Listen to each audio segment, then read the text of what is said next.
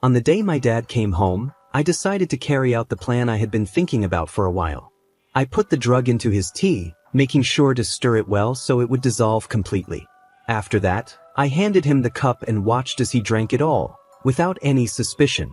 We left the house soon after that, knowing it would take about 4 hours for the drug to fully take effect. The drug was supposed to make him unconscious, so we needed to be patient. I had connected the CCTV cameras in my dad's house to my phone, allowing me to watch everything that was happening there even when I wasn't around. It was a smart move, and it gave me peace of mind that I could see what was going on at any time. After 5 hours passed, I checked my phone and started watching the live footage. Just as I expected, my dad was lying on the couch in the living room, completely passed out. He wasn't moving at all. What happened next took me by surprise. My dad's girlfriend, Lauren, walked into the room and saw him lying there. Instead of panicking or calling for help, she walked up to him and slapped him on the face, trying to wake him up. But he didn't respond at all. He just lay there, unconscious. Rather than getting worried or concerned, Lauren did something shocking. She started jumping up and down, clearly excited. It was as if she had been waiting for this moment. After her little celebration, she pulled out her phone and made a video call to someone. The person on the other end of the call was a man. With a big smile on her face, Lauren told him, "The old fool is dead, baby. We're rich." She was convinced that my dad had died and that she was now going to inherit all his money. Lauren had been deceived into believing that my dad had changed his will to leave everything to her. It all started when my dad introduced Lauren to our family, telling us that she was his new girlfriend. At first, we thought he was joking. My name is Scott, and my dad is 75 years old. My siblings and I are all adults now, and most of us are married.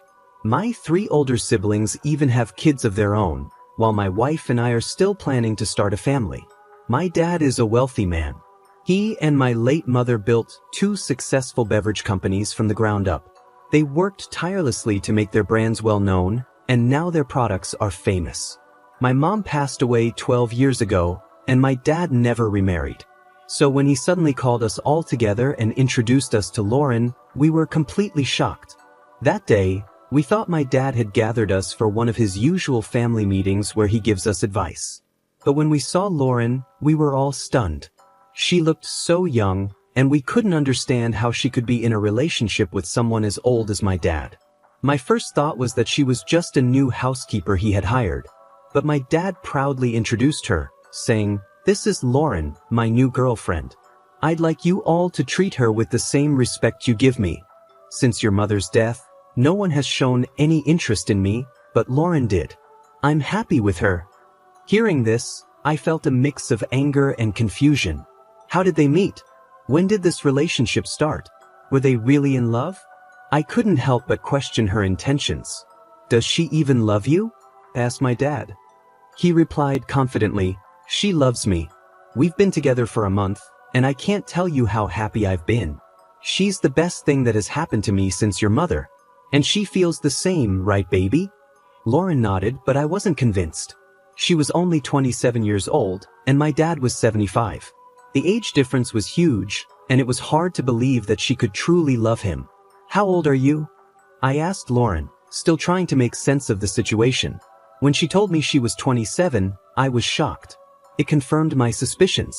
A young woman like her would only be interested in a man as old as my dad for one reason: his money. There was no doubt in my mind that she was after his wealth. "Dad, you need to break up with her," I said, trying to reason with him. "She's too young, and you can't seriously think she's in love with you." But my dad was blinded by his feelings for Lauren, and he refused to listen.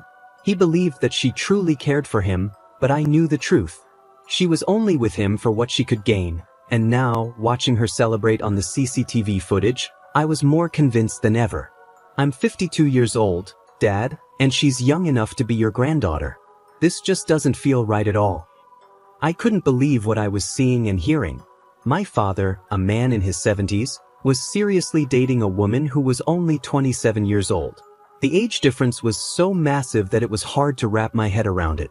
I wasn't the only one who felt this way either. My sister quickly jumped in to agree with me, her voice firm and unwavering. "Dad, this is wrong in so many ways." "And you, young lady?" She turned to Lauren. "There's no way you're actually in love with my father. I just don't believe it." Lauren, however, wasn't fazed by our disbelief. She looked us both in the eye, her expression sincere, and calmly explained, "I understand that it's hard for you to believe because of how young I am. But please believe me when I say that I genuinely like your dad, a whole lot. In fact, I've never been in a relationship before because I've never been attracted to younger men. Your dad is the first man I've been with, and I haven't regretted a single day spent with him. I love him." Her words were smooth, convincing even. I had to admit she was good with her words. It wasn't just what she said but how she said it that made it so believable. She didn't need to do much more than talk, and somehow, she managed to lower our defenses. My sister and I exchanged looks, still skeptical but also unsure of how to respond. Could she be telling the truth? Could someone so young really fall for a man so much older? We spent the rest of that day at my dad's house, trying to get to know Lauren better. She was incredibly hospitable, going out of her way to make us feel comfortable. She even prepared a delicious meal for us, and my sister, who rarely complimented anyone, couldn't stop raving about how good the food was. Lauren was so thoughtful that she even packed some extra food for my sister to take home, knowing how much she had enjoyed it. There was something so humble and down-to-earth about Lauren that made it hard to dislike her. She was kind, polite, and seemed genuinely interested in our family. After that day, we met Lauren a couple more times, and with each meeting, our skepticism slowly began to fade. She was consistent in her kindness and care, always making sure my dad was happy and well taken care of. My dad, who had been lonely for so long after my mom passed away, seemed to have found new joy in life with Lauren by his side. He would call me nearly every evening, his voice full of excitement as he recounted the day's events. He talked about how Lauren helped him with everything from cooking to laundry, even washing the dishes after meals. They went out on dates regularly, and he always sounded so happy, almost like he was reliving the days when my mom was still alive. It was strange, but in a way, it felt like my mom had come back into our lives, not in the same form, but through Lauren. As the months passed, my siblings and I found ourselves growing fond of Lauren. We couldn't help it, she was just so lovable. She wasn't just there for my dad. She also took an interest in our lives. I owned a small restaurant at the time, and although it wasn't very big, Lauren would often stop by to help me out with various tasks. She was always willing to lend a hand, whether it was in the kitchen or with organizing things around the place. My older siblings, who had children of their own, also appreciated her help. She would visit them from time to time and offer to babysit or help with whatever they needed. About 6 months into their relationship, my dad dropped another bombshell on us. He and Lauren were getting married. I remember the day he invited us over to share the news. He was practically glowing with excitement, like a young man who had just fallen in love for the first time. But there was something strange about the whole thing. According to my dad, Lauren had proposed to him. She had taken him out on a date at a nice restaurant, and in the middle of their meal, she had pulled out a ring and asked him to marry her. I was stunned. It's not every day you hear about a woman proposing to a man, especially not in a situation like this. It was supposed to be the other way around, wasn't it? Why would she take the initiative to propose after just 8 months of dating? It didn't add up. When we asked my dad why she did it, he said that Lauren was afraid he might not want to marry her because of the age difference. She was worried that he would hesitate, thinking she was too young, so she decided to prove that she was serious about their relationship by proposing herself. My dad thought it was cute and thoughtful, a sign of her commitment and readiness for marriage. I wasn't so sure. The whole situation felt off, but my dad seemed genuinely happy, and Lauren continued to be as sweet and supportive as ever. It was hard to argue against the marriage when both of them seemed so certain about it. I wanted to believe that Lauren's intentions were pure, that she truly loved my dad and wasn't just after his money. But there was always that nagging doubt in the back of my mind, the feeling that something wasn't quite right. The wedding was a small affair, just close family and a few friends. My dad was over the moon, and Lauren looked radiant in her wedding dress. As I watched them exchange vows, I couldn't help but wonder if this was really what was best for him. Could a marriage built on such an unusual foundation really last? Only time would tell. In the weeks following the wedding, things seemed to settle into a routine. Lauren moved in with my dad, and they started their new life together. My siblings and I continued to visit, and each time, Lauren was as warm and welcoming as ever. She made my dad happy, and that was what mattered most. But despite her charm and the way she had won us over, there was still a part of me that remained cautious, always watching for signs that her intentions might not be as genuine as they seemed. Looking back now, I realized that my initial concerns were valid. Lauren had been very strategic in the way she presented herself to us, carefully crafting an image of the perfect partner for my dad. She knew exactly what to say and do to win our trust, and in the end, we were all taken in by her act. But as time went on, the cracks in her facade began to show, revealing a different side of her, one that was more focused on what she could gain than on truly loving and caring for my father. It's hard to admit, but I should have trusted my instincts from the beginning. My dad deserved better, and it pains me to think that we didn't see through Lauren's act until it was too late. Love can be blind, and sometimes, it takes more than just good intentions to protect the people we care about. At first, I thought the same as everyone else. It made sense to me that Lauren might have believed my dad would never marry her because of the significant age gap between them.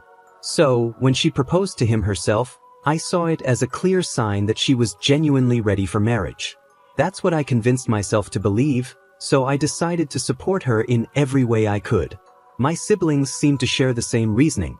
We all came to an agreement that their marriage was okay, even if deep down, we had our doubts. It wasn't as if our disagreement would have stopped the wedding anyway. Our dad was determined to go through with it. As we began preparing for the wedding, I noticed something that seemed a bit off. Lauren was very insistent on having a court wedding instead of the traditional church ceremony. This struck me as odd, given that our family had always valued religious ceremonies. I voiced my concerns, and my siblings did the same. We felt that a church wedding would be more appropriate and meaningful, especially considering my dad's age and the traditions we were used to. My dad found himself torn between wanting to make Lauren happy and holding on to his own values. He wanted to give her the court wedding she asked for, but the idea didn't sit well with him. It was a tough situation, and we spent a lot of time discussing it. Lauren was clearly disappointed when we pushed back against her wishes, but eventually, we managed to convince her to go with the church wedding instead. Although she reluctantly agreed, it was clear that she wasn't happy about the decision. On the day of the wedding, something felt off again. Lauren didn't seem as excited as we had expected. Her demeanor was subdued, and she didn't have the radiant joy that most brides have on their wedding day. We were all fooled into thinking that she might have been feeling unwell, perhaps just dealing with a headache or pre-wedding jitters. We felt bad for her, and my sister, in particular, spent a lot of time comforting her and staying close to her throughout the day. We chalked it up to nerves and hoped that once the ceremony was over, everything would go back to normal. After the wedding, life for my dad and Lauren began. For the first 3 months, my siblings and I decided to give them some space. We thought it would be best to let them enjoy their new life together without us constantly dropping by. We wanted our dad to have all the fun and happiness he deserved with his new wife. Looking back, I realize now that this was a mistake, a silly one that we would later regret. It wasn't until 5 months later that I finally visited my dad. As soon as I saw him, I noticed something was different. He seemed quieter than usual, and it was clear that he had lost some weight. His clothes looked a bit looser, and his face had a tired, worn-out look that I wasn't used to seeing. When I asked him if he was okay, he put on a smile and assured me that everything was fine. But I know my dad too well. His smile didn't reach his eyes, and I could tell that something was bothering him. While we were talking, Lauren walked into the living room. I noticed that my dad flinched slightly as she entered, which made me frown. It was a subtle reaction, but it was enough to raise my suspicions even more. Lauren greeted me with her usual cheerful smile and sat down next to my dad, resting her head on his shoulder. We chatted for a while, but the whole time, I couldn't shake the feeling that something was wrong. As I was getting ready to leave, I decided to have a private conversation with Lauren. I asked her to walk with me to my car, hoping to get some answers about what was going on with my dad. As we walked, I turned to her and asked, "Is my dad okay? He looks different, and his behavior is strange. What's going on?" I watched as Lauren's cheerful demeanor quickly faded. She looked down at the ground, avoiding my gaze. "Your dad isn't making me happy, Scott," she finally said, her voice soft and full of frustration. "Ever since we got married, he's been distant. He pushes me away sometimes, and on some nights, he even sends me out of the bedroom. Her words hit me like a ton of bricks. What? Are you serious? He sends you out of the room? I couldn't believe what I was hearing. Yes, she replied, looking up at me with a mixture of sadness and anger. Can you believe it? I'm a young woman and I'm his wife. But he's treating me like this. She shook her head in disbelief. I was stunned. This wasn't like my dad at all. He had always been caring and considerate, especially towards the people he loved. Hearing Lauren describe his behavior made me worry even more. Something was definitely wrong, and I needed to get to the bottom of it. After our conversation, I left with a heavy heart. I couldn't stop thinking about what Lauren had told me. The image of my dad, distant and pushing her away, didn't fit with the man I knew. But at the same time, I couldn't ignore the fact that Lauren seemed genuinely upset.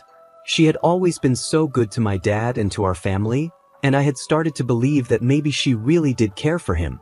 But now, I wasn't so sure. Over the next few days, I tried to piece together what might be happening. I spoke to my siblings, and they too had noticed some changes in our dad during their visits. He was quieter, more withdrawn, and didn't seem to have the same energy he once had. We all agreed that something was off, but none of us could pinpoint exactly what it was. Eventually, I decided to confront my dad directly. I needed to hear his side of the story and find out what was really going on. When I visited him again, I sat him down and asked him to be honest with me. I told him what Lauren had said and expressed my concerns about his health and behavior. At first, he tried to brush it off, insisting that everything was fine. But I pressed him, telling him that I could see through his attempts to hide the truth. Finally, he sighed and admitted that things hadn't been as smooth as he had hoped. He told me that while he cared for Lauren, the age difference was starting to take a toll on him. He was struggling to keep up with her energy and needs, and it was causing tension in their relationship. He confessed that he felt guilty about not being able to give Lauren the kind of life she deserved. He knew she was young and full of life, and he felt like he was holding her back. That was why he had been distant and why he sometimes sent her out of the room at night. He didn't want to face the reality that their relationship might not work out the way he had hoped. Hearing this broke my heart. My dad had always been a strong, confident man, but now he seemed vulnerable and unsure of himself. I could see that he was struggling, and it hurt to know that he was going through this alone. I assured him that he didn't have to face this on his own and that my siblings and I were here to support him. I also realized that Lauren wasn't entirely to blame. She had her own struggles and expectations, and it wasn't fair to judge her without understanding her perspective. I knew I needed to talk to her again, this time with more compassion and understanding. In the end, I learned that relationships, especially those with such a significant age gap, come with their own set of challenges. My dad and Lauren were trying to navigate a difficult situation, and it wasn't easy for either of them. But what mattered most was that they both wanted to make it work, and they were willing to put in the effort to overcome the obstacles they faced. As I left my dad's house that day, I felt a mix of emotions. There was still a lot to work through, but I was hopeful that with time and open communication, my dad and Lauren could find a way to make their marriage a happy one. And as a family, we would be there to support them every step of the way. I deserve his attention, but it's like he doesn't love me. I'm so sad, Jack. Hearing Lauren say that made me feel terrible. She seemed genuinely hurt, and I couldn't help but feel sympathy for her. I promised her that I would talk to my dad and try to understand what was going on. She thanked me and went back inside the house. The next time I visited my dad, I noticed things had gotten even worse. He was quieter than before, barely saying a word to me. His behavior was so strange that it left me feeling frustrated and worried. I couldn't take it anymore, so I left his house in anger, unsure of what to do next. As I was driving away, I received an unexpected phone call from my dad's lawyer.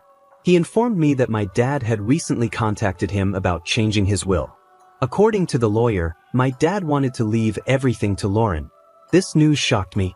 I never expected something like this, and it immediately raised red flags in my mind. I decided to share this information with my siblings. We all agreed to visit our dad together, hoping to figure out what was really going on. 6 days later, we arrived at his house, only to find it eerily quiet and empty. I hurried up to his room, and to my horror, I found him lying on the floor, unconscious. I quickly called for my siblings to help, and we rushed him to the hospital. When Lauren arrived at the hospital, her reaction was not what I expected. The first words out of her mouth were, "Is he dead? No, he can't die now. Has he changed his will yet? He can't die." Her words sent a chill down my spine. How could she be more concerned about the will than about whether my dad was alive or not? My father wasn't dead, but her reaction made me deeply suspicious. I confronted her, asking, "What are you saying? My father is not dead." Lauren suddenly became cold, scratching her head and stammering, "Well, he said he had some changes to do. I was just scared that he didn't get to do that before he died. What happened to my husband?" Her behavior only made me more suspicious. Why would she immediately assume he was dead, and why was she so focused on the will? It didn't make sense unless she had ulterior motives. When my dad finally woke up, he started crying uncontrollably. We tried to comfort him and asked why he was so upset, but he wouldn't tell us. Instead, he asked Lauren to leave the room, which only added to my suspicions. It seemed like something was terribly wrong, and my siblings agreed with me. We began to suspect that Lauren might be abusing our dad and that she was only interested in his money. The fact that she was so concerned about the will was a big clue, and we couldn't ignore it. We also questioned why our dad would suddenly want to change his will in such a drastic way. It wasn't like him to make such decisions without discussing them with us. We started to think that maybe Lauren had pressured him into it. After all, she was the one who had proposed marriage in the first place, which was strange enough on its own. Determined to uncover the truth, we came up with a plan. We knew that our dad would never tell us if something was wrong, so we decided to find out on our own. Before leaving the hospital, we spoke to the family doctor who had been taking care of my dad for years. We trusted him completely, so we shared our concerns and asked for his help. The doctor gave us a drug that could make a person sleep for an entire day, making them appear as if they were dead. We planned to use this to see how Lauren would react if she thought my dad had passed away. We also arranged for Lauren to stay at the hospital with my dad for 3 more days, giving us time to install hidden cameras throughout their house. This way, we could monitor everything that happened once they returned home. On the day my dad came home, I put the drug into his tea, making sure it was well mixed so he wouldn't notice anything unusual. After he drank it, we left the house, knowing that it would take about 4 hours for the drug to take full effect. I had connected the cameras to my phone, so I could watch everything in real time. We waited anxiously, hoping that our plan would reveal the truth about Lauren and her intentions. I could see and hear everything that was happening in my dad's house, thanks to the cameras we had set up. 7 hours later, I started watching the footage on my phone. My dad had passed out in the living room, just as we expected. What happened next shocked me. Lauren walked into the room and saw my dad lying there, unconscious. Instead of panicking or calling for help, she tried to wake him up by slapping him. I was surprised by this, but my dad didn't move at all. He was completely out. What Lauren did next was even more disturbing. Instead of getting worried or concerned, she started jumping up and down, clearly excited. It was as if she had been waiting for this moment. After her little celebration, she quickly pulled out her phone and made a video call to someone. I watched as she spoke to a man on the other end of the call, saying, "The old fool is dead, baby. We're rich." She was convinced that my dad was dead and that she was about to inherit all of his money. What Lauren didn't know was that the lawyer had played a trick on her. After the lawyer called me, he told me that Lauren had visited him, asking about the will. Sensing something was wrong, he lied to her, saying that my dad had indeed changed his will to leave everything to her. The lawyer had been with our family for a long time, so he knew how to handle the situation. I was so grateful to him for his quick thinking. While Lauren was busy celebrating with the man on the phone, I immediately contacted the police and my siblings. We all rushed over to my dad's house, determined to catch her in the act. When we suddenly burst into the house, Lauren was completely taken aback. She tried to escape, but it was no use. The police were quick to handcuff her and take her straight to the station. At the police station, it was discovered that Lauren and her 24-year-old boyfriend had been plotting to scam my dad. The boyfriend was also arrested, and both of them were taken to court. My dad was heartbroken when he found out the truth, but he didn't waste any time. He immediately divorced Lauren and cut all ties with her. Once Lauren was arrested, my dad finally opened up to us. He admitted that she had been abusing him, both emotionally and physically. He also confessed that he felt ashamed and disappointed in himself for not seeing through her sooner. However, he was relieved that we had saved him from her clutches. My dad also made it clear that he would never date or marry anyone ever again. He was done with relationships after this terrible experience. In court, Lauren was charged with emotional and physical abuse as well as fraud. She was sentenced to 30 years in prison, while her boyfriend received 20 years for being an accomplice. As Lauren was being led away, she broke down in tears, crying and apologizing to us. Her parents were also in tears. They told us that Lauren had run away from home and they had thought she was missing. We felt bad for them, but we knew that Lauren had to be punished for what she had done. She was nothing more than a gold digger, trying to take advantage of my dad's kindness and wealth.